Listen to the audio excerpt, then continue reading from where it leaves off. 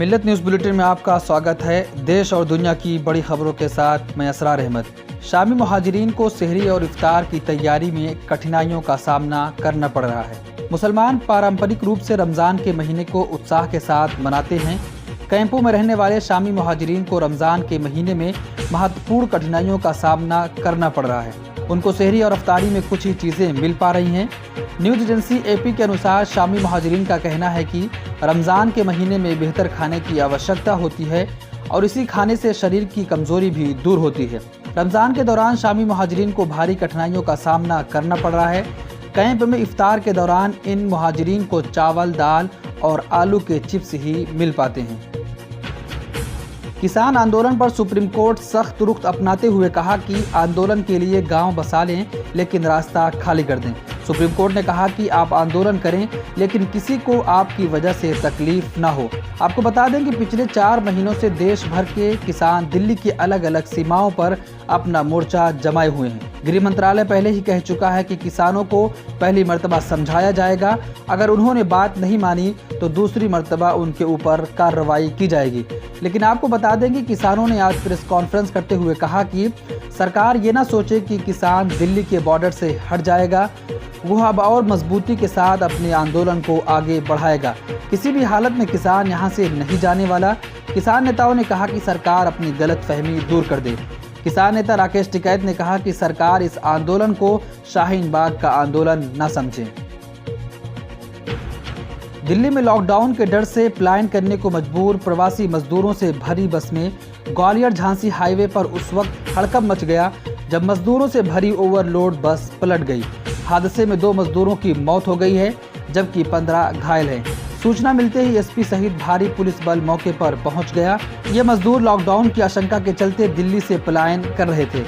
बस झांसी रोड पर स्थित जरासी घाटी पहुंची ही थी कि अनियंत्रित हो गई। गाड़ी पलटने के साथ ही चीख पुकार मच गई। कुछ मजदूर छत पर बैठे थे, वो बस के पलटने से नीचे दब गए। शोर सुनकर आसपास के गांव वाले पहुंच गए, राहत एवं बचाव कार्य में जुट गए। इस दौरान कई यात्रियों ने खिड़कियों से कूदकर अपनी जान बचाई। ये सारे मजदूर दिल्ली में लॉकडाउन के डर से पलायन कर रहे थे। प्रवासी मजदूर अपने घर को जा रहे थे, लेकिन बस अनियंत्रित होकर पलट गई, जिसकी वजह से 2 मजदूरों की मौत हो गई। उत्तर प्रदेश सरकार को राहत देते हुए सुप्रीम कोर्ट ने राज्य के 5 शहरों में लॉकडाउन के इलाहाबाद हाई कोर्ट के फैसले पर अंतरिम रोक लगा दी है और राज्य सरकार को निर्देश दिया है कि वो कोरोना को लेकर उठाए गए कदमों और आगे उठाए जाने वाले कदमों पर एक रिपोर्ट पेश करें। उत्तर प्रदेश में बढ़ते कोरोना मामलों के बीच राज्य के 5 जिलों में लॉकडाउन लगाने के हाई कोर्ट के आदेश को यूपी सरकार ने सुप्रीम कोर्ट में चुनौती दी थी और इलाहाबाद हाई कोर्ट के फैसले पर रोक लगाने की मांग भी की थी। दिल्ली के मुख्यमंत्री अरविंद केजरीवाल की पत्नी सुनीता केजरीवाल कोरोना पॉजिटिव हो गई हैं। सुनीता केजरीवाल ने खुद को होम आइसोलेट कर लिया है।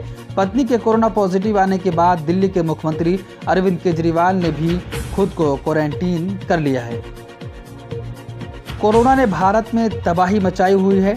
कोविड वायरस के खिलाफ लड़ाई में टीकों को बहुत ही महत्वपूर्ण माना जा रहा है।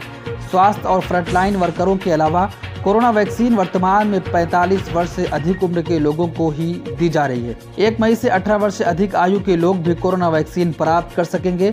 इस बीच महाराष्ट्र के पूर्व मुख्यमंत्री देवेंद्र फडणवीस के 22 वर्षीय भतीजे की टीका लगवाते हुए एक तस्वीर सोशल मीडिया पर वायरल हो गई है, जिसके बाद हंगामा मच गया है। सभी पार्टियों ने फडणवीस पर सवालों की बौछार कर दी है कि जब 18 से अधिक आयु के लोगों को वैक्सीन नहीं मिल रही है तो देवेंद्र फडणवीस के भतीजे को वैक्सीन कैसे मिली। आईपीएल में सनराइजर्स हैदराबाद की शुरुआत काफ़ी खराब रही। उन्होंने अपने शुरुआती 3 मैच हार गए हैं। लगातार हार के चलते वो पॉइंट टेबल में सबसे नीचे हैं। लेकिन इस बीच एक खूबसूरत की तस्वीर ये आई कि केन विलियमसन, कप्तान डेविड वार्नर ने राशिद खान समेत मुस्लिम साथी खिलाड़ियों के साथ रोजे रखे। हैदराबाद की टीम में कई मुसलमान खिलाड़ी शामिल हैं।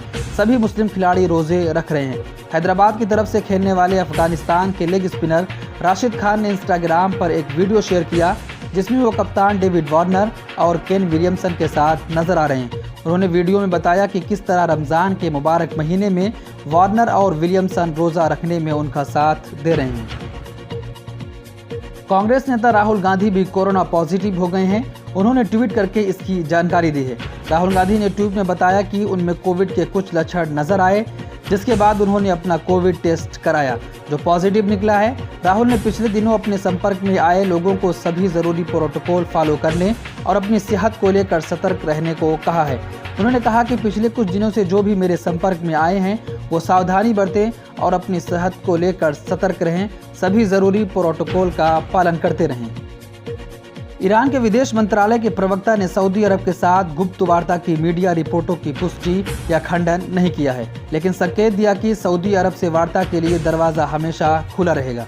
अंतर्राष्ट्रीय समाचार एजेंसी के अनुसार ईरान के विदेश मंत्रालय के प्रवक्ता सईद खतीबजादा ने कहा कि ईरान ने हमेशा सऊदी अरब के साथ बातचीत का स्वागत किया है, क्योंकि वार्ता दोनों देशों के लिए फायदेमंद है।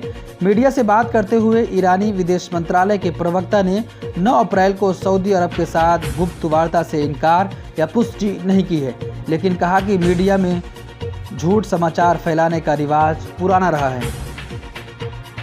ब्रिटिश प्रधानमंत्री बोरिस जॉनसन ने कोरोना महामारी के तेजी से प्रसार के कारण भारत की यात्रा रद्द कर दी है। विश्व समाचार एजेंसी के अनुसार ब्रिटिश प्रधानमंत्री बोरिस जॉनसन अगले सप्ताह भारत की आधिकारिक यात्रा करने वाले थे, लेकिन अभी यात्रा रद्द कर दी गई है क्योंकि भारत में कोरोना मामलों की संख्या में लगातार बढ़ोतरी हो रही है। ब्यूरो रिपोर्ट, मिलत टाइम्स। मिलत टाइम्स को आपकी जरूरत है, हमारी आप माली मदद करें। हर महीने सिर्फ 100 रुपये और 1 साल के लिए एक साल सिर्फ 1000 रुपये। रकम भेजने के लिए यहाँ दिए गए फोन पे, गूगल पे और पेटीएम नंबर का इस्तेमाल कर सकते हैं।